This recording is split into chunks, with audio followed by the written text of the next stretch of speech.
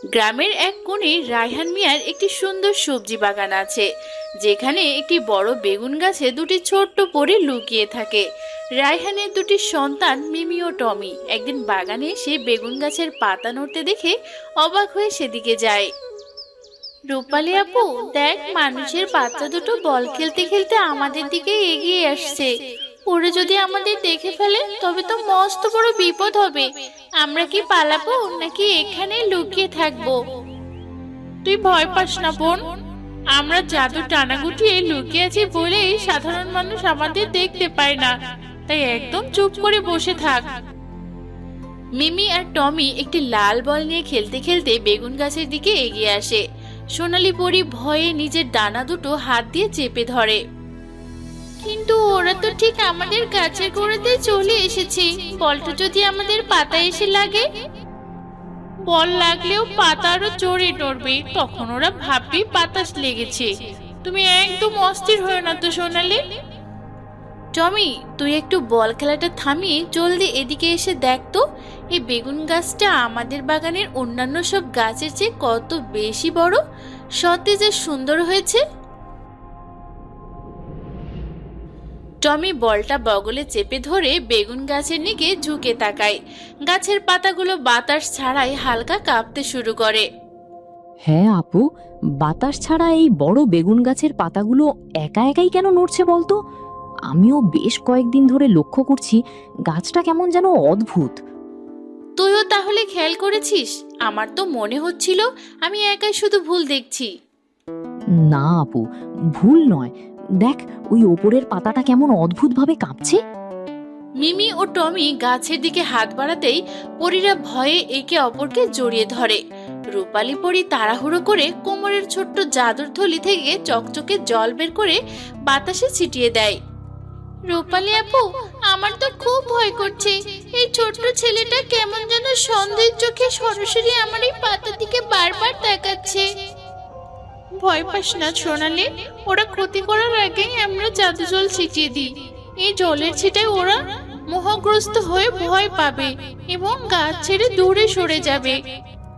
হ্যাঁ আপু, জলদি করো, ওই ছেলেটা কিন্তু বেগুন গাছের দিকেই হাত বাড়াচ্ছে।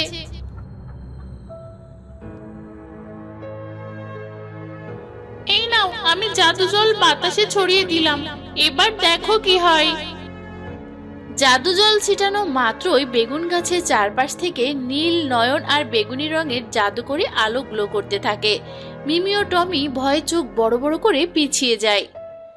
ওরে বাবারে, টমি, তুই কি দেখতে পেয়েছিস? এই বেগুন গাছটার চারপাশ থেকে হঠাৎ করে কেমন জাদুকরি নীল আর বেগুনি আলো বের হতে শুরু করেছে।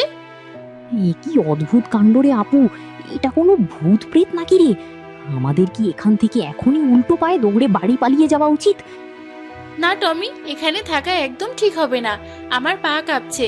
চলো জলদি ঘরের দিকে যাই। দাঁড়াও আপু, চলো ওই বড় গাছের আড়ালে গিয়ে লুকাই, ওখান থেকে দেখা যাবে। রায়হান ও মায়া দূর থেকে হাত নাড়তে নাড়তে বাচ্চাদের দিকে হেঁটে আসে। বাচ্চাদের চোখে মুখে এখনো ভয়ের ছাপ স্পষ্ট। মিমি, টমি, তোমরা এই দুপুরবেলা, এই ভর দুপুরে প্রচন্ড কড়া রোদের মধ্যে বাগানের মাঝখানে ঠায় দাঁড়িয়ে দাঁড়িয়ে কি করছো বলো তো? ঘরের ভেতরে চলো। তোমরা জলদি হাত মুখ ধুয়ে পরিষ্কার হয়ে নাও তো বাচ্চারা। তোমাদের দুজনের পছন্দের গরম গরম দুপুরের খাবার টেবিলের উপর তৈরি রাখা আছে।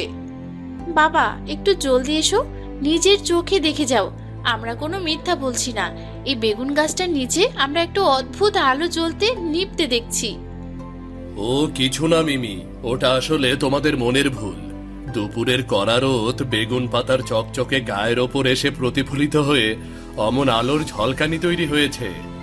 চল চল রায়হান, তুমিও এদের বেশি লাই দিও না। সকাল থেকে রোদে অনেক দৌড়াদৌড়ি করেছে, এখন জলদি ঘরের ভেতরে গিয়ে দুপুরের খাবারটা খেয়ে নাও। কিন্তু মা, মিমির কথা মিথ্যে হতে পারে, কিন্তু আমি তো নিজের চোখে সত্যি সত্যি একটা চকচকে সোনালী রঙের ডানা পাতার আড়ালে নড়তে দেখেছি। তুইও দেখেছিস তো টমি? চল, তবে ঘরে গিয়ে হাত মুখ ধুয়ে খেয়ে আবার আসবো। হ্যাঁ, তখন বাবাকে ছাড়া দুজনে এসে ভালো করে খুঁজবো। উফ, অল্পের জন্য আমরা মস্ত বড় বিপদ থেকে বেঁচে গেলাম রূপালী। এই ছোট্ট ছেলেটা তো আমাদের ডানার আসল ঝলকানি প্রায় দেখেই ফেলেছিল। আমাদের এখন থেকে সাবধানে থাকতে হবে সোনালি, কারণ মানুষের চোখের আড়ালে না থাকলে এই বেগুন গাছ আমাদের সংসার টিকিয়ে রাখা মুশকিল হবে। ঠিক আছে আপু, আজ থেকে দুপুরে আমরা একদম ঘুমাবো না, পাহারাই থাকবো। হ্যাঁ, আর জাদুর আলোটা দিনের বেলায় একদম বন্ধ রাখতে হবে।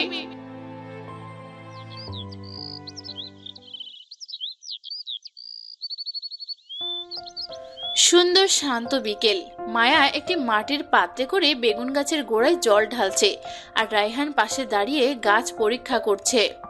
এই বেগুন গাছটায় এবার ঈশ্বরের কি অশেষ কৃপা দেখেছো মায়া? গাছটাতে কেমন অনেক বড় বড় চকচকে আর চমৎকার বেগুন এসেছে, দেখেছো? হ্যাঁ গো, আমি তো এই গাছটাকে নিজের সন্তানের মতো ভালোবাসি। প্রতিদিন সকাল আর বিকেল বেলা আমি নিয়ম করে এটাতে জল আর খাঁটি জৈব সার দিই। তা অবশ্য ঠিক বলেছ, তোমার হাতের ছোঁয়া লাগলে যে কোনো বড়া গাছও জ্যান্ত হয়ে ওঠে। তা নয় গো, আসলে এই মাটির গুণটাই আলাদা, আর এই গাছটা খুব লাকি। দুই পরি গাছের উপরে ডালে পা ঝুলিয়ে বসে দম্পতিদের কাণ্ড দেখছে। সোনালী পরি হাসি মুখে নিচের আঙুল নির্দেশ করে ফিসফিস করছে। রূপালী আপু, একটু উপর থেকে নিচু হয়ে দেখ, এই মানুষ দুটো মনের দিক থেকে কত ভালো আর কত দয়ালু। প্রতিদিন আমাদের সবুজ ঘরটার কত যত্ন নেয়। তুই একদম ঠিক বলেছিস সোনালী, এই রায়হান ভাই আর মায়া আপু মানুষ হিসেবে সত্যি খুব ভালো। এদের জন্যই আমরা শান্তিতে সংসার গুছিয়ে রাখি। আমার তো ইচ্ছে করে এদের জন্য প্রতিদিন রাতে জল দিয়ে বাগানটা ভরিয়ে দিতে। আমাদের জাদুর ছোঁয়া এমনিতেই গাছের গায়ে লেগে আছে, তাই তো এত ফলন। আমি মনে মনে একটা হিসাব করেছি মায়া, কাল খুব ভোরে ঘুম থেকে উঠে আমি এই গাছের বেশ কয়েকটি বড় আর তাজা বেগুন বাজারে নিয়ে যাব ভাবছি। তুমি বাজারে সব বেগুন নিয়ে যাও, আপত্তি নেই, কিন্তু ওই গাছের সবচেয়ে নিচে যে মস্ত বড় গোল বেগুনটা ঝুলছে ওটা কিন্তু ভুলেও ছিল না, ওটা মিমির খুব প্রিয়। আচ্ছা ঠিক আছে, মিমির বেগুন গাছেই থাকবে, ওটা আমি ধরবো না। হ্যাঁ, ওটা দেখতে বেশ সুন্দর লাগে, বাগানের শোভা বাড়িয়ে রেখেছে। হায় খোদা, এখন আমাদের কি হবে রূপালী আপু? এই মস্ত বড় গোল বেগুনটা তো আমাদের দু বোনের রাতে শোবার দিনে বসার প্রধান আসন ছিল। তুমি এমন চিন্তা করো না সোনালী, মানুষের হাতে পড়ার আগেই আজ রাতে আমি আর তুমি জাদুর কাঠি দিয়ে ওই বড় বেগুনটাকে সবার চোখ থেকে অদৃশ্য করে রাখবো। কিন্তু আপু, ওরা যদি বেগুনগুলো তোলার সময় ওটাতে ধাক্কা খায়? ধাক্কা খাবে না, আমি এমন জাদু করব যে ওদের হাত ওটার পাশ দিয়ে চলে যাবে। হ্যাঁ, সেটাই সবচেয়ে ভালো হবে। আমাদের বেগুন গাছে জল দেওয়া তো সম্পূর্ণ শেষ হলো, এখন চলো ঘরের দিকে যাই, চারদিক অন্ধকার হয়ে আসছে। চলো, আর মিমি আবার ঘরে একা আছে, কখন কি করে বসে, চলো। হ্যাঁ চলো, সন্ধ্যাবেলা আবার বাইরে চোর ছেঁচড়ারও ভয় থাকে।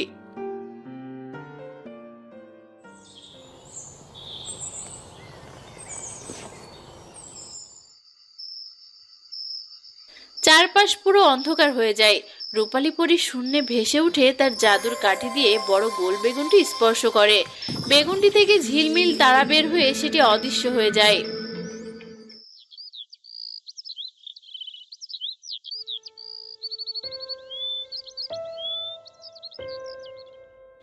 আপু, আপু, একটু জলদি এদিকে ছুটে এসে দেখ, কাল বিকেলে যে মস্ত বড় গোল বেগুনটা এখানে দেখে গিয়েছিলাম, আজ সেটা পুরো গাছ থেকে একদম হাওয়া হয়ে গেছে। এ কি সত্যি বলছিস টমি? এত বড় একটা শক্ত বেগুন এক রাতের মধ্যে গাছ থেকে কে ছিঁড়ে নিয়ে গেল? কোন চোর ডাকাত রাতে বাগানে ঢুকেছিল রে? আমি তো চারপাশটা দেখলাম আপু, মাটিতে তো কোনো বেগুন পড়েনি। তাহলে তো রাতে সত্যি কোনো চোর এসেছে, শুধু এই একটা বেগুনই চুরি করে নিয়ে গেল। দুই পরী পাতার ফাঁক দিয়ে মুখ বাড়িয়ে বাচ্চাদের অবাক হওয়া দেখছে। সোনালী পরী খিলখিল করে হেসে নিজের মুখ হাত দিয়ে চেপে ধরছে। রূপালী আপু, এই দেখ, মানুষের বাচ্চা দুটো তো সকাল সকাল ঘুম থেকে উঠে আমাদের সেই বড় বেগুনটা খুঁজতে বাগানে চলে এসেছে। তুমি নিজের ডানা দুটো ভালো করে গায়ের সাথে গুটিয়ে নাও। ওরা একটু খোঁজাখুঁজি করে নিজে থেকেই ঘরে চলে যাবে। কিন্তু আপু, ওরা যদি গাছের ডালটা টেনে খোঁজা শুরু করে? করুক না, আমাদের জাদু তো বেগুনটাকে হাওয়ায় মিশিয়ে রেখেছে, ওরা পাবে না। টমি হাঁটু গেড়ে বসে মাটির দিকে খুঁটিয়ে খুঁটিয়ে চোরের পায়ের ছাপ খোঁজার ভঙ্গি করছে। মিমি দুই কোমরের হাত দিয়ে আকাশের দিকে তাকিয়ে ভাবছে। আমার মনে হয় কি জানো আপু, বাবা নিশ্চয়ই আজ খুব সকালে আমাদের সবার আগে ঘুম থেকে উঠে বাগান থেকে এই বড় বেগুনটা ছিঁড়ে নিয়ে বাজারে চলে গেছে। না রে টমি, বাবা তো এখনো বাজারে যায়নি। আমি দেখে এলাম বাবা ঘরের সামনে বারান্দায় বসে খবরের কাগজ পড়ছে আর সকালে চা খাচ্ছে।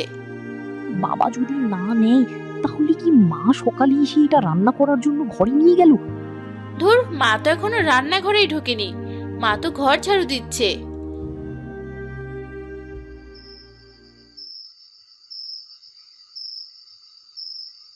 মাঝরাত, আকাশে মেঘলা চাঁদ, কুচকুচে কালো চোর বাগানের বেড়া ডিঙ্গিয়ে ভেতরে ঢোকে।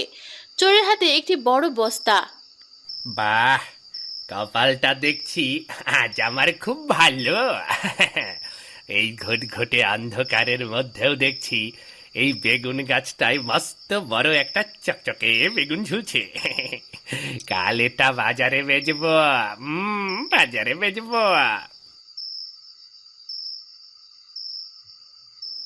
আপু আপু, জলদি ঘুম থেকে ওঠ, দেখ বাইরে মস্ত বড় একটা কুচকুচে কালো চোর আমাদের সবজি বাগানে বেড়া ভেঙে চোর ঢুকে পড়েছে। তুমি শান্ত হও সোনালি, আমি জেগে উঠেছি। এই লোভী আর বদমাশ চোরটাকে আজ রাতে এমন একটা ভালো শিক্ষা দিতে হবে যাতে ও জীবনে আর চুরির নাম না নেয়। আপু, আমি কি আমার ডানা ধারালো বাতাস দিয়ে ওদের হাত কেটে দেব? রক্তের দরকার নেই রে, আমরা ওকে ভয় দেখে এখান থেকে তাড়াবো। চোর বেগুন স্পর্শ করতেই গাছের গা থেকে চকচকে বড় বড় জাদুর কাঁটা বের হয়ে চোরের হাতে ফোটে। চোর ব্যথায় লাফিয়ে উঠে হাত ছাড়তে থাকে। ওরে বাবারে, এ কি কাণ্ড! এই বেগুন গাছের গায়ের মধ্যে এত বড় বড় আর ধারালো কাঁটা ফুটছে কেন রে বাবা? ও, আমার হাতের তালুটা তো পুরো কেটে গেল পুরা। ও চোর মশাই, তুমি শুধু সামান্য হাত কাটার ভয় পাচ্ছ? দাঁড়াও, আমি এখন আমার জাদুর সোনালী ধুলো বাতাসে উড়িয়ে তোমার এই চোখ ছিঁড়ে দিচ্ছি। ওরে বাবা রে বাবা, বাঁচাও বাঁচাও! এই বেগুন গাছের ভেতর মস্ত বড় কোনো জ্যান্ত ভূত লুকিয়ে আছে। আমি আর কোনোদিন এই জন্মেই বাড়ির ত্রিসীমানায় চুরি করতে আসবো না। বাঁচাও বাঁচাও! সোনালি, এবার চোরের পিঠে ভালো করে চাবুক মারতো। আমার দুই মস্ত রূপালি ডানা দিয়ে প্রচন্ড জোরে জাদুর বাতাস তৈরি করি। পালাও এবার চোর মশাই, পালাও! যাও চোর মশাই, এবার বাতাস খেয়ে সোজা সীমানার ওপারে গিয়ে পড়ো। দেখ কেমন কুকুরের মতো লেজ গুটিয়ে দৌড়াচ্ছে।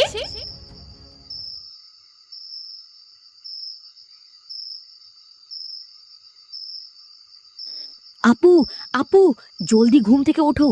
বাইরে আমাদের সবজি বাগানের দিক থেকে কিসের যেন একটা মস্ত বড় চিল্লাচিল্লির আর ভূত ভূত বলে চিৎকার করার আওয়াজ পাওয়া যাচ্ছে। হ্যাঁ টমি, আমিও শুনতে পেয়েছি। চল তো, আমরা দুজনে খুব পা টিপে টিপে জানালার কাছে গিয়ে একটু পর্দা সরিয়ে উঁকি মেরে সব দেখি।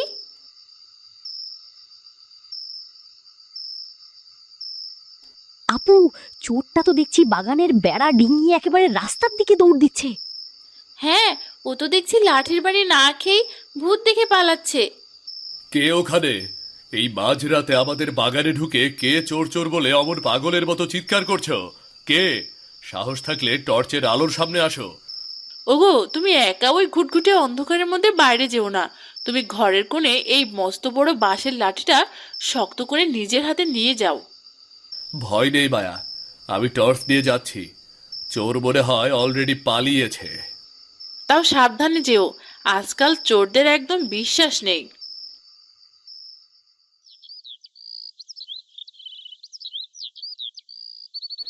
পরদিন সকালে পুরো পরিবার বেগুন গাছের সামনে দাঁড়িয়ে মাটির দিকে ঝুঁকে চোরের পায়ের দাগ দেখছে। কাল রাতে নিশ্চয়ই কোনো বড় চোর আমাদের এই এত কষ্টের বাগানের বেগুনগুলো চুরি করার উদ্দেশ্যে ভেতরে ঢুকেছিল। এই দেখো, বাটির ওপর পায়ের দাগ দেখো। চোর এসেছিল সেটা তো বুঝলাম গো, কিন্তু চোরটা কোনো কিছু চুরি না করেই ওভাবে মাঝরাতে ভূত ভূত বলে চিৎকার করতে করতে কেন পালিয়ে গেল বলো তো? হয়তো আমাদের আসার আওয়াজ পেয়ে ভয় পেয়েছে। চোর তো এমনিতেই ভীতু হয়। কিন্তু ও তো বারবার ভূত বলছিল, শুধু চোর চোর বলেনি। বাবা, মা, আমি তো তোমাদের কালকেই বলেছিলাম যে এই বেগুন গাছে নিশ্চয়ই কোনো ভালো জাদুর পরী থাকে যারা রাতে আমাদের এই পুরো বাগানকে পাহারা দেয়। বাবার টর্চ লাইটের আলো যখন কাল রাতে জানলার বাইরে পড়ছিল, তখন আমিও দেখেছি বেগুন গাছটার পাতা থেকে এক ধরনের উজ্জ্বল নীল আলো বের হচ্ছিল। তোমরা দুই ভাই বোন মিলে এখন বানিয়ে বানিয়ে গল্প ভাবছ, তাই না? একদম না বাবা, আজ আমরা এই গাছটার রহস্য তোমার সামনেই প্রমাণ করব। রূপালী আপু, একটু নিচের দিকে তাকিয়ে ওদের মুখগুলো দেখ। এই মানুষগুলো আমাদের কত ভালোবাসে। এদের কাছে আমরা নিজের আসল পরিচয় দিলে কেমন হয়? হ্যাঁ সোনালি, আজ আমারও মনে হচ্ছে তোর কথাই ঠিক। এই সৎ মানুষগুলো কাল রাতে আমাদের রক্ষা করতে এসেছিল, তাই এদের কাছে পরিচয় দেওয়া উচিত। তাহলে আমি আগে বের হচ্ছি আপু, তুমি আমার ঠিক পেছন পেছন এসো। আচ্ছা চল, জাদুর আলোটা একটু জ্বালিয়ে নেই, তাহলে ওরা ভয় পাবে না। আলোর ঝলকানির মাছ থেকে ডানা ঝাপটিয়ে সোনালি ও রূপালী পরি শূন্যে ভেসে ওঠে। রায়হান ও মায়া ভয়ে বিস্ময়ের চোখে তাকিয়ে থাকে। ওরে বাবারে, টমি, তুই আমার হাতটা শক্ত করে চেপে ধর। তো দেখ দেখ, বেগুন গাছের পাতাগুলোর ভেতর থেকে সত্যি সত্যি দুটো জ্যান্ত ডানাওয়ালা পরি বের হয়ে আসছে। ওয়াও, কি জাদুকরি আর চমৎকার দেখতে ওদের শরীরটা। একজনের পিঠে জল জলে সোনালী রঙের ডানা আর অন্যজনের পিঠে চাঁদের আলোর মতো রূপালী রঙের ডানা। বাবা দেখো, মা দেখো, আমরা এক বিন্দু মিথ্যা বলিনি, সত্যি সত্যি পরি বের হচ্ছে। ওরে বাবারে, আমার তো নিজের চোখে বিশ্বাস হচ্ছে না রায়হান। তোমরা কারা খোকামুনিরা? আর আমাদের এই সামান্য গরিবের সবজি বাগানের বেগুন গাছের পাতার আড়ালে লুকিয়ে তোমরা কি করছো? আপনারা আমাদের দেখে মনে কোনো ভয় রাখবেন না। আমরা হলাম এই বাগানের ভালো পরি। অনেক বছর ধরে এই বেগুন গাছের নিচে আমাদের দুই বোনের সংসার। ওমা, তোমরা এতটুকু ছোট ছোট দুটো মিষ্টি বাচ্চা পরি এই বনের মধ্যে মা বাবা ছাড়া একা একা কিভাবে দিন কাটাও তোমরা? তোমাদের কি কোনো কষ্ট হয় না? আমরা এখানে একা থাকলেও আমাদের মনে কোনো দুঃখ হয় না মায়া, কারণ আপনারা প্রতিদিন আমাদের এই ঘরে করে জল দিন এবং যত্ন করেন। হ্যাঁ, আপনাদের দেওয়া এই জলের সার গাছটাকে তাজা রাখে, আর গাছ ভালো থাকলে আমরাও সুস্থ থাকি। এখন থেকে আমরা চোর তাড়িয়ে আপনাদের বাগান সবসময় পাহারা দেব।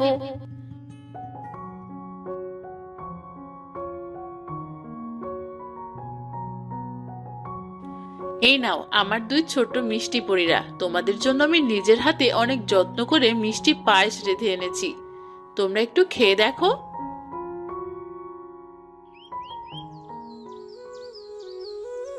বাহ মায়া আপু, পায়েসটা দেখতে যেমন চমৎকার, এটা সুগন্ধ আরো মিষ্টি, মুখে লেগে থাকার মতো।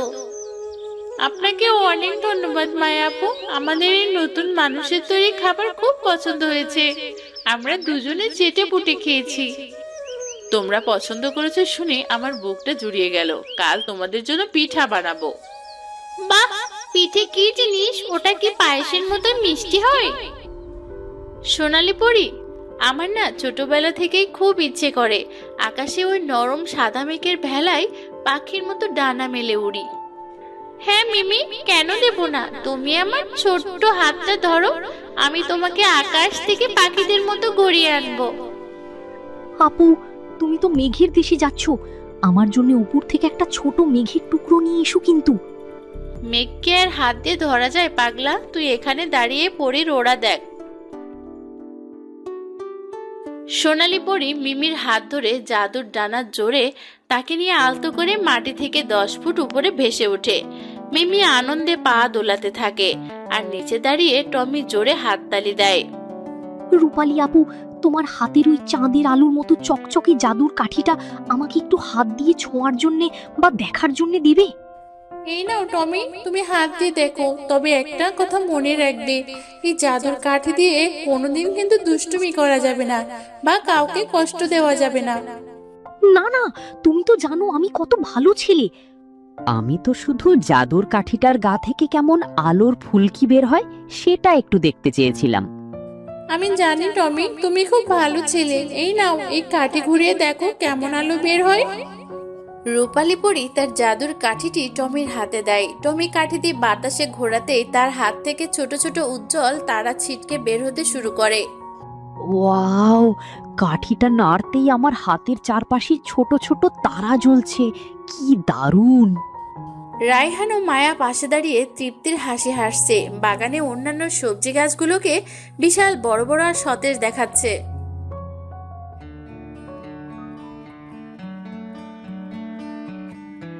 জানো পরীরা, তোমরা আমাদের এই বেগুন গাছে আশ্রয় নেওয়ার পর থেকে আমাদের বাগানের সব সবজির ফলন আগের চেয়ে প্রায় 10 গুণ বেড়ে গেছে। আপনারা নিজেরা মনের দিক থেকে খুব দয়ালু আর সৎ মানুষ, আর যারা সৎ হয় সৃষ্টিকর্তা সবসময় তাদের উপর বিশেষ রহমত দান করেন। তোমাদের এই দয়া আমরা কোনোদিনও ভুলবো না। তোমরা আমাদের ভাগ্য বদলে দিয়েছো। ভাগ্য মানুষের নিজের কর্ম বদলায় রায়হান ভাই। আমরা তো শুধু আপনাদের একটু সাহায্য করছি। আমাদের এই বাড়ি আর এই সবজি বাগান এখন থেকে তোমাদের নিজেদেরও আসল ঘর। তোমরা নিজেদের মনে কোনো দ্বিধা না রেখে যতদিন ইচ্ছা এখানে থাকতে পারো।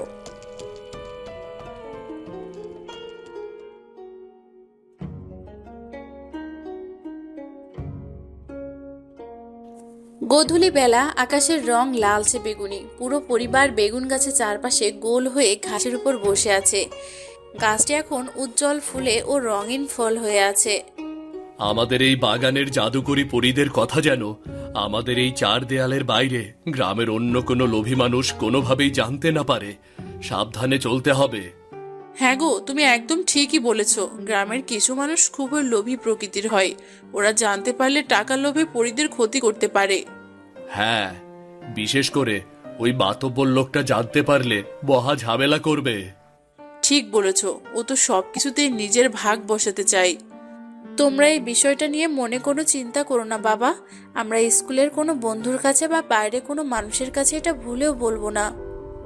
আমাদের বাগানে যদি কখনো অচেনা কোনো মানুষ আসে, তবে পরীরা চটপট করে ডানা গুটিয়ে এই বড় বেগুন পাতার নিচে একদম লুকিয়ে পড়বে, কেউ টের পাবে না। তোর মাথায় সবসময় বেশি বুদ্ধি খেলে টমি। পরীরা সত্যি ওখানেই লুকাবে। হ্যাঁ, আমি তো পরীদের জন্য পাতাগুলো আরো ভালো করে গুছিয়ে দেব। দুই পরী তাদের বড় বড় ডানা মেলে বাতাসে উড়তে উড়তে হাত থেকে জাদুর তারা ছড়াতে থাকে। পুরো বাগানটি একটি রূপকথার রাজ্যের মতো আলোয় ভরে ওঠে। আপনারা আমাদের সুরক্ষার জন্য আর আমাদের এই ছোট্ট সংসারটাকে বাঁচানোর জন্য যা যা করেছেন তা আমরা কখনো ভুলবো না। আমাদের জাদুর কাঠি শক্তিতে আপনাদের এই সুন্দর সবজি বাগান সবসময় এমন সুন্দর আর সতেজ ফুলে উপচে পড়বে। হ্যাঁ, যাতে আপনাদের সবজি খেয়ে মানুষ সবসময় সুস্থ আর রোগমুক্ত থাকে। আজ আমাদের মনটা আনন্দের বন্যায় ভেসে যাচ্ছে। চলো না আমরা সবাই মিলে বাগানের এই সুন্দর মিষ্টি বিকেলটা রোদে দাঁড়িয়ে আনন্দে গান গাই। হ্যাঁ আপু, খুব মজা হবে। পরীদের জাদুর ডানা নাচার যে সুন্দর ঝংকার বের হয়, সেই ছন্দের সাথে আমরা সবাই মিলে বাগানের এই সবুজ ঘাসের উপর গোল হয়ে নাচবো। টমি, তুই আগে গান শুরু কর, তোর গলা খুব সুন্দর। না আপু, পরীরা আগে সুর ধরুক, আমরা ওদের সাথে তাল মেলাবো।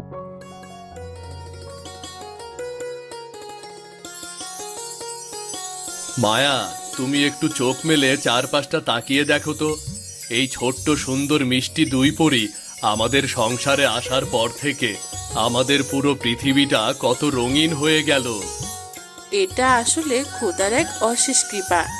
এই মিষ্টি দুটি নিষ্পাপ পরি আমাদের ঘরের লক্ষ্মী আমাদের এই সামান্য বেগুন গাছে এসে আশ্রয় নিয়েছে। হ্যাঁ মায়া, এই বাগানের আনন্দ চিরকাল অটুট থাকুক। নিশ্চয় থাকবে। ভালোবাসার শক্তি সব থেকে বড় শক্তি। আমরা সবাই আজ থেকে এই পৃথিবীর বুকে সবচেয়ে সুখী আর ভরপুর। এই পরিবারে সারা জীবন একে অপরের সাথে বেঁচে থাকতে চাই। টমি বাঁশি বাজাচ্ছে, মিমিও দুই পরি গোল হয়ে নাচছে, আর রায়হান আর মায়া হাততালি দিচ্ছে। বেগুন গাছটির চমৎকার জাদুকরী আলো ধীরে ধীরে অন্ধকারে গল্পটি শেষ হয়ে যায়।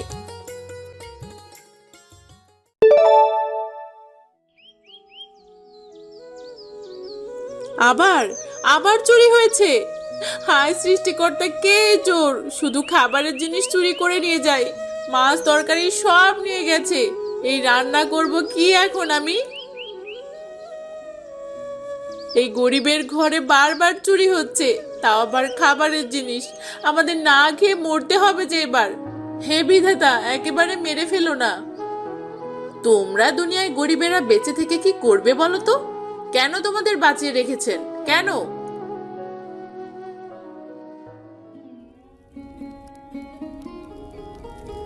বাহ, খিচুড়ি তো দারুণ সুবাস ছড়িয়েছে।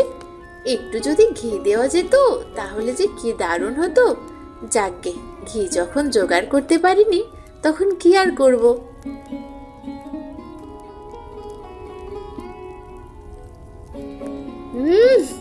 কি ঘ্রাণ বেরিয়েছে বুবু, এ কি সুঘ্রাণ! ঘ্রাণেই তো পেট ভরে যাচ্ছে।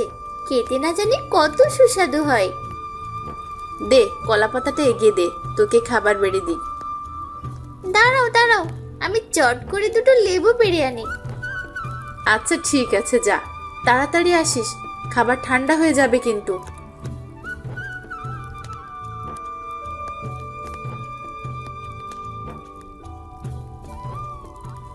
আহা, এ যে অমৃত! কি মজা করেই না রান্না করেছো বুবু। হ্যাঁ, কোথাও মনে হয় কিছু একটা বাদ আছে। আমি যে ধরনের ঝাল ঝাল ভাব আনতে চেয়েছিলাম সেটা আনতে পারিনি, তবে বেশ মজা লাগছে। আমি তো কিচ্ছু বুঝি না বুবু, কিন্তু খুব মজা হয়েছে, এটা বুঝতে পারছি। হয়েছে হয়েছে, কথা না বাড়িয়ে খা। তুমি আমার কথা শোনো, আর কত এমন লুকিয়ে লুকিয়ে রান্না করবে? এবার তোমার এই গুণ সবার সামনে প্রকাশ করো, লোকে দেখুক রান্নার জাদু কাকে বলে।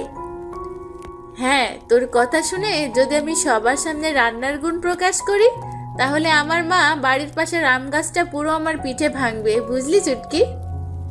সত্যি বুবু, কি এক যন্ত্রণা! কাকিমা তোমার রান্না করা পছন্দ করেন না কেন? ইস, তোমার যদি একটা খাবারের দোকান থাকতো কতই না ভালো হতো, দোকানটা যা চলতো না। এইসব স্বপ্ন শুধু দেখতেই পারবো, কিন্তু বাস্তবে তা কোনোদিন হবে না চুটকি। আমি গরিবের মেয়ে, দোকান দেওয়ার পয়সা কোথায় পাবো? আর তার উপর নিজের ঘরেই আমার রান্না কেউ পছন্দ করে না। তোমার জন্য আমার খুব কষ্ট হয় বুবু, আমি যদি তোমার জন্য কিছু করতে পারতাম। কিছু করতে হবে না, শুধু আমার রান্না খেয়ে যাস আর বলিস কেমন হয়েছে। এখন চল, জলদি চল, খাওয়া শেষ করে সব গোছাতে হবে তো।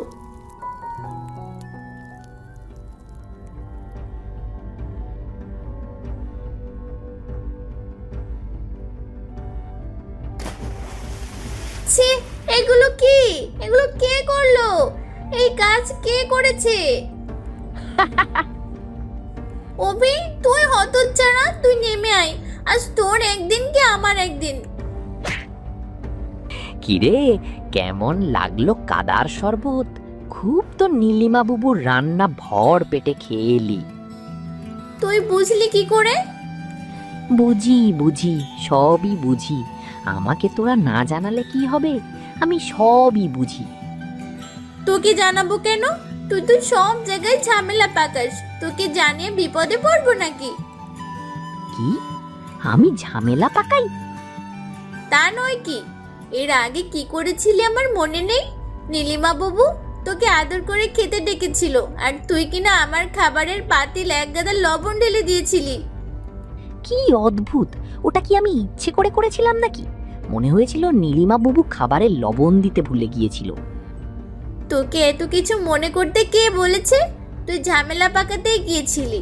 এত বড় দামড়া ছেলে তুই, অথচ দুষ্টুমি করিস 3 বছরের বাচ্চার মতো। সর তো সর, সামনে থেকে সর, আমাকে যেতে দে।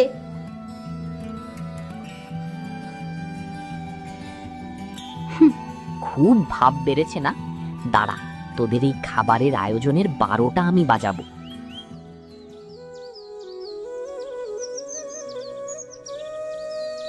মা, কি হয়েছে? তুমি কাঁদছো কেন? এতক্ষণে তোর আসার সময় হলো? সারাদিন কোথায় ছিলি? রে, রতনপুরের দিকে আজ সবজি বিক্রি করতে গিয়েছিলাম, তাই দেরি হয়েছে। এত দূর গিয়েছিলি কেন?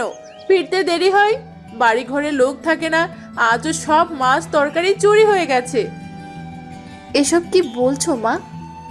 তা নয় তো কি, আমার তো কপাল পোড়া। না হলে ঘরে একটা মেয়ে থাকতে আজ আমার এই দিন দেখতে হতো। একটা ছেলে হলেও তো কেউ আমার ঘরে চুরি করার সাহস পেত না। এসব কি বলছো মা? যাদের ঘরে ছেলে আছে তাদের ঘরে বুঝি চুরি হয় না? না মানে, কিন্তু ছেলে থাকলে তো আর আয় রোজগার করে খাওয়াতে পারতো। চুরি হলে হতো, কিন্তু আয় রোজগার তো করে নিয়ে আসতো। খাবারের কথা আমার চিন্তা করতেই হতো না। আমিও তো তোমার জন্য খাবার এনেছি, এই যে নাও। তুই খাবার কোথায় পেলি? রোনা কাকির কিছু সবজি কেটে দিয়েছিলাম, কাকি তাই খুশি হয়ে খাবারগুলো দিল। নাও, খেয়ে নাও। এত ঢ্যাং ঢ্যাং করে ঘুরে বেড়াতে হবে কেন? কতবার বলেছি কাজ শেষে সোজা বাড়ি চলে আসবি। তাই তো আসি মা, খাবারটা খেয়ে নাও এখন। আর রাগ করো না, মাথাটা ঠান্ডা করো। খাবো না আমি কিচ্ছু, আমার ক্ষুধা নেই। তুই আজ সবজি বিক্রি করে যে টাকা পেয়েছিস সেগুলো দে। সেগুলো তো মা সিধু কাকাকে দিয়ে দিয়েছি। এই যে মনে নেই তুমি যে কতগুলো মলা আর পুঁটি কিনেছিলে, সেই টাকা তো বাকি ছিল। তার মানে আজ একটা টাকাও ঘরে আনতে পারিসনি? আবার বড় বড় কথা বলছিস। না মানে, আজ আর সম্ভব হয়নি, কাল ঠিকঠাক আনবো, তুমি দেখে নিও। চুপ কর, তুই আসলেই একটা অকর্মার ঢেকি। আজ যদি আমার একটা ছেলে থাকতো, কারি কারি টাকা রোজগার করে আমার পায়ে এনে দিত।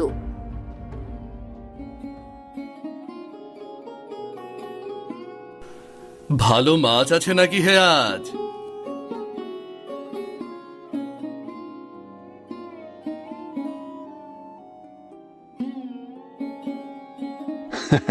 ভালো মানে সেরা সেরা মাছ এনেছি আপনার জন্য, আপনি দেখলেই খুশি হয়ে যাবেন।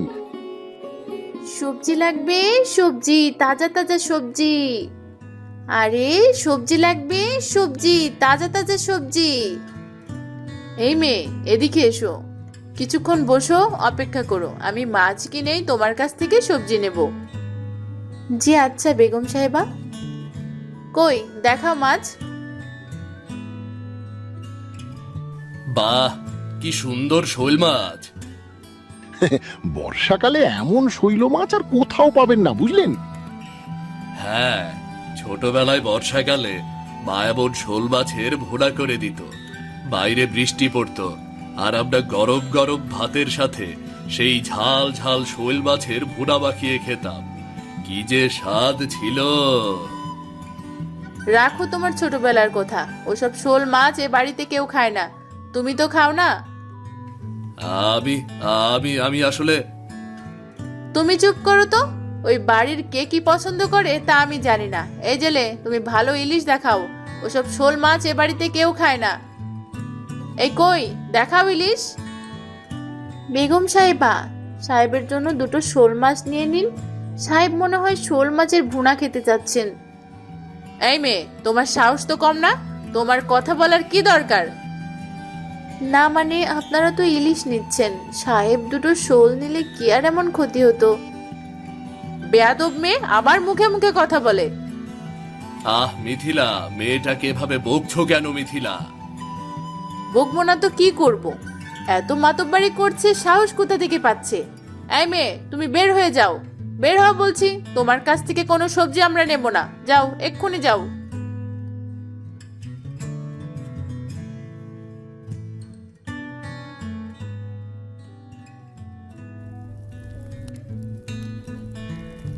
না, তুই যা বললি তাতে তো আমার খুব চিন্তা হচ্ছে রে। এই অভিটা না জানি এবার কি করে। এমনিতে ছেলেটা ভালো, কিন্তু এত দুষ্টু কেন? এটা আবার কেমন কথা বললে তুমি? দুষ্টু ছেলে আবার ভালো হয় কি করে? ও একটা সাক্ষাৎ বাদর, শুধু লেজটা নেই। যা, এভাবে বলিস না রে। ওকে আবার খাবার খেতে ডাকিনি, দেখে রাগ হয়েছে। ডাকবে কেন? ওকে ডাকা মানে খাল কেটে কুমির 14 গোষ্ঠ নিয়ে আসা। তোমার রান্নায় লবণ ঢেলে দিয়েছে, আমার মাথায় কাদা পানি ঢেলেছে, এরপরও ওকালতি করছো ওর হয়ে?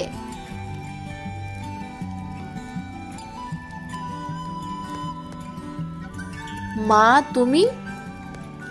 দেখুন কাকিমা, দেখুন ওরা কি করছে দেখুন। নীলিমা, তুই তুই এখানে কি করছিস? তুই না সবজি বিক্রির জন্য বের হয়েছিস? মা আমি, আরে এগুলো তো আমি আজই কিনেছিলাম। আজ তো চুরি হয়েছে। তার মানে তুই চোর? তুই প্রতিদিন আমার বাড়ি থেকে মাছ সবজি চুরি করে আনিস?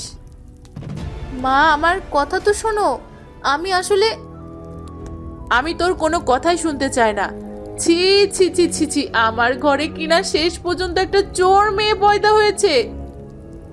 মা আমার কথা তো শোনো। চুপ কর, তোর কোনো কথাই আমি শুনতে চাই না। একটা চোরের মুখে আমি আর কিচ্ছু শুনতে চাই না। আজ থেকে তুই আমার বাড়ি থেকে বেরিয়ে যাবি। আমি ইচ্ছে করে চুরি করিনি মা, বিশ্বাস করো। আমার খুব শখ একটা খাবারের দোকান দেব।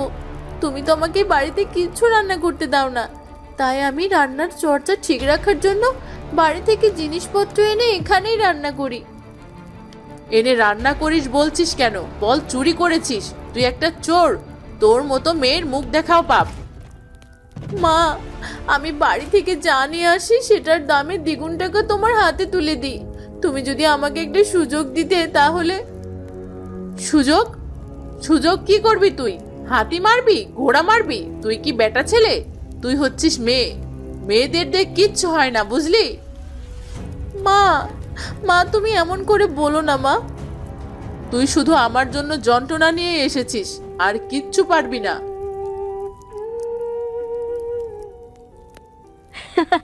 কি এবার মজা টের পেলে তো? অভি তোকে আমি। থাক চুটকি, ওকে ছেড়ে দে। এটা কি হলো নীলিমা বাবু? থাক বাদ দে, আমার ওই দোষ। আমি মিছেই স্বপ্ন দেখছিলাম। আমি ভুলে গিয়েছিলাম আমি এক গরিবের মেয়ে, কটা সবজি বিক্রি করে খাই। আমি কেন এত বড় স্বপ্ন দেখলাম বলতো চুটকি? তুমি পারবে বাবু, তুমি পারবে বলেই তো স্বপ্ন দেখেছো নীলিমা বাবু। তুমি হাল ছেড়ো না, তুমি চেষ্টা করে যাও। চেষ্টা করলে মানুষ কখনো হারে না। আমি জানি চুটকি, আমার কোনোদিন স্বপ্ন পূরণ হবে না।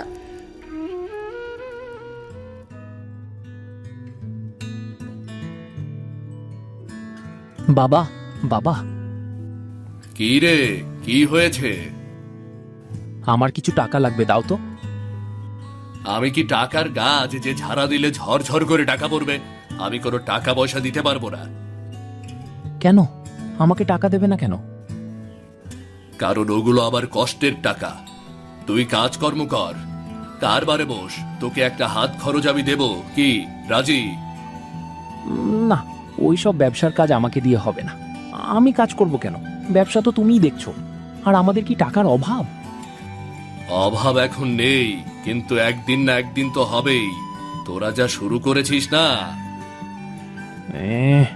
আমরা আবার কি শুরু করলাম? কিরে বাপ বেটা কি নিয়ে এত আলোচনা চলছে? মা দেখো না, বাবা আমাকে টাকা দিতে চাচ্ছে না। সে কি, কেন? ছেলেটা কটা টাকা চাচ্ছে, দিয়ে দাও। তুমি চুপ করো। তোমার লাইফে ছেলেটা একদম মাথায় উঠেছে। কাজকর্ম নেই, সারাদিন কেবল বন্ধুদের সাথে আড্ডাবাজি। সেদিন এক সবজিওয়ালা মেয়ে এসেছিল, ওইটুকুনি মেয়ে কি সুন্দর কাজ করে খাচ্ছে, আর তুই একটা অপদার্থ। মা দেখো না। এই আমার ছেলেটাকে তুমি বকছো? তুমি আমার বাবার কাছ থেকে টাকা এনে এই ব্যবসা দাঁড় করিয়েছো। তোমার কিসের এত বাহাদুরি? মিথিলা, তোমার বাবার টাকা আমি সেই কবে ফেরত দিয়ে দিয়েছি, কিন্তু তোমার কাছে আমি আবার সম্মান আর ফেরত পাইনি। কোনোভাবে যদি অতীতে গিয়ে ওই ঘটনা মুছে ফেলতে পারতাম। তোমার এসব বড় বড় কথা শোনার সময় আমার নেই, যত সব। চল বাবা, আমি তোকে টাকা দেব।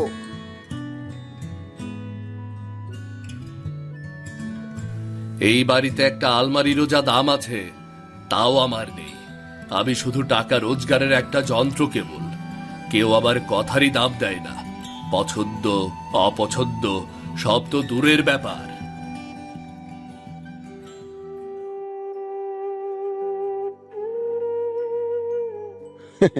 কি ব্যাপার?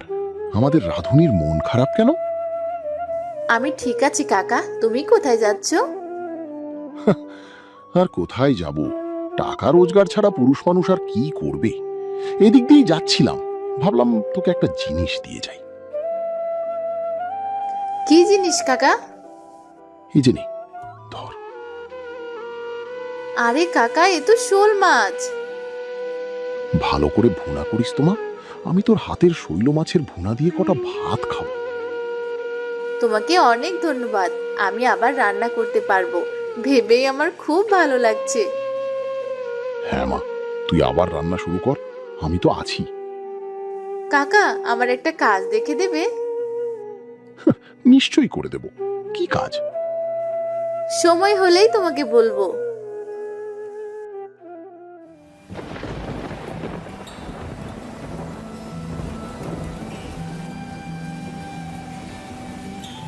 এই বৃষ্টিতে বাড়ি গিয়ে তো খেতেও পারবো না। যাকগে, কেউ তো আর আমার জন্য অপেক্ষা করে বসেও নেই, আর কেউ আবার পছন্দের খাবার রান্নাও করেনি। বাড়ি গিয়ে আর কি হবে?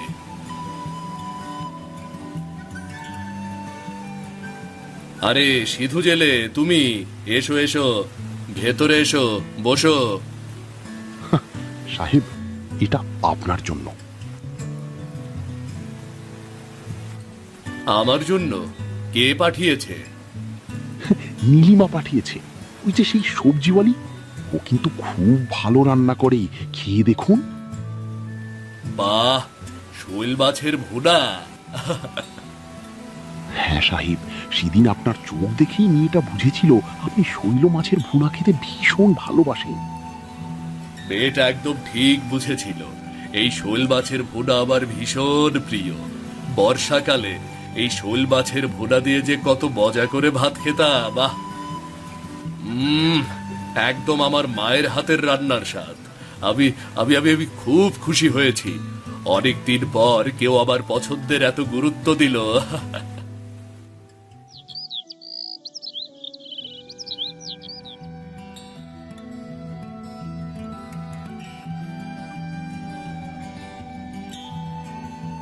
এই যে এই নাও, এই পাঞ্জাবিটা তোমার জন্য এনেছি। লাল পাঞ্জাবি? হ্যাঁ, সুন্দর না? হ্যাঁ, কিন্তু আমার তো পছন্দ সাদা। রাখো তোমার সাদা। সাদা একটা রং হলো নাকি? মিথিলা, এই পাঞ্জাবি নিয়ে যাও। আমি এটা পরবো না। পরবে না? না, পরবো না। শুধু তাই নয়, আমি এই বাড়ি ছেড়ে চলে যাচ্ছি। যে বাড়িতে আবার কোনো দাম নেই, সেই বাড়িতে আমি থাকবো না। তুমি তুমি এসব কি বলছো? হ্যাঁ, আমি ঠিকই বলছি। যে সবজিওয়ালি মেয়েটা আমাকে ঠিক মতো চেনে না, জানে না যে আমার জন্য প্রিয় শোল মাছ ভুনা করে পাঠায়, আর যারা আমার আপনজন তারা আমার পছন্দ অপছন্দের কোনো মূল্যই দেয় না। তোমরা ভালো থাকো। আমি আর কোনোদিন তোমাদের বিরক্ত করব না, কোনোদিনও বিরক্ত করব না। শোনো, আমার একটা কথা শোনো, তুমি যেও না, দয়া করে শোনো।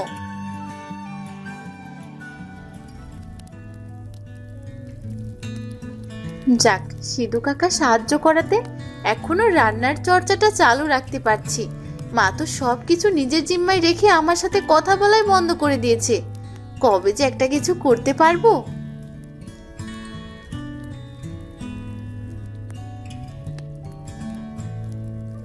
নীলিমা, দেখ কে এসেছে। আরে আপনি আপনি এখানে? হ্যাঁ নীলিমা, আমি ব্যবসায়ী মানুষ, সোজা সাপটা কথা বলি। তোমার রান্না আমার খুব ভালো লেগেছে।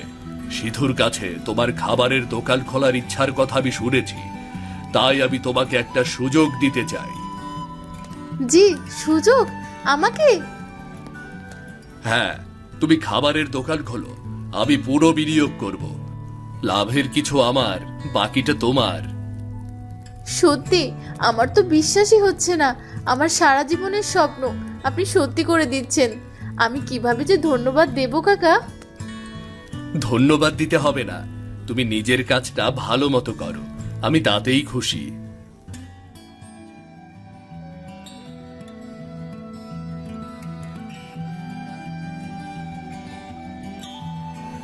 নীলিমা, তুমি যে এত উন্নতি করবে আমি ভাবিনি। ইচ্ছে শক্তি আর পরিশ্রম মানুষকে কোথায় নিয়ে যায় তার প্রমাণ তুমি নিজেই। কাকা, সবই আপনার জন্য হয়েছে। আপনি সেদিন যদি আমাকে সাহায্য না করতেন। আরে না না না মা, সব হয়েছে তোমার চেষ্টায়। নীলিমা বাবু, আরে আরে চুটকি, আয় আয়, টাকাগুলো মায়ের কাছে দিয়ে এসেছিস? হ্যাঁ বাবু, কাকিমা তোমাকে যেতে বলেছে। যাব, সময় পেলে যাব। নীলিমা বাবু, এই নাও তোমার লাকড়ি। লাকড়ি?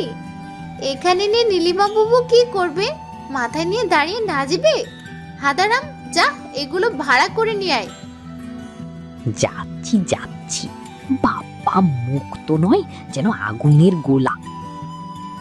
অনেক কান্নাকাটি করে চাকরি নিয়েছিস না এখানে? বুবু ভালো মানুষ দেখে তোকে মাফ করে দিয়েছে। আমি কিন্তু অত ভালো না। ঠিকমতো কাজ কর, তা না হলে কিন্তু। করছি করছি, শান্তি আর দিল না।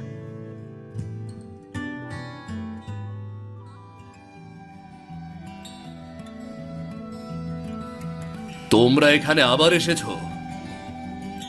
বাবা, তুমি ফিরে চলো। আমি কথা দিচ্ছি, আমি আর তোমার অবাধ্য হব না। হ্যাঁ গো, তুমি ফিরে চলো। তুমি যা বলবে এখন থেকে তাই হবে।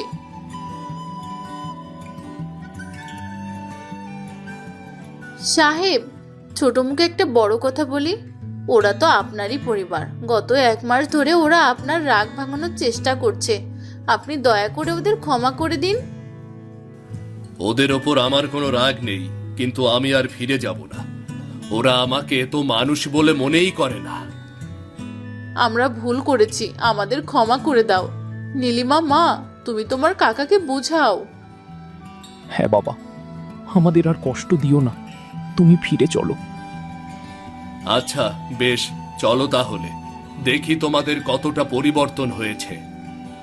যাক, অবশেষে তোমাকে বাড়ি নিয়ে যেতে পারছি। নীলিমা, তুমি চলো আমাদের সাথে। না কাকিমা, আমার এখানে অনেক কাজ, কয়েকদিন পরে যাব। নীলিমা মা, তুমি মন দিয়ে কাজ করো, বুঝলে? আমি কিন্তু প্রতিদিন এসে তোমার কাজকর্ম দেখে যাব। আর যতদিন বর্ষাকাল থাকবে, তোমার শোল মাছের ভোড়া ছাড়া তো আমি ভাতই খেতে পারবো না। আমাকে আবার তাড়িয়ে দিও না যেন, বুঝলে? আমাকে যেন তাড়িয়ে দিও না। ছি ছি কাকা, কি বলছেন? তাড়িয়ে দেব কেন? এটা তো আপনারই দোকান। নিশ্চয় আসবেন, যখন মন চাই তখন আসবেন।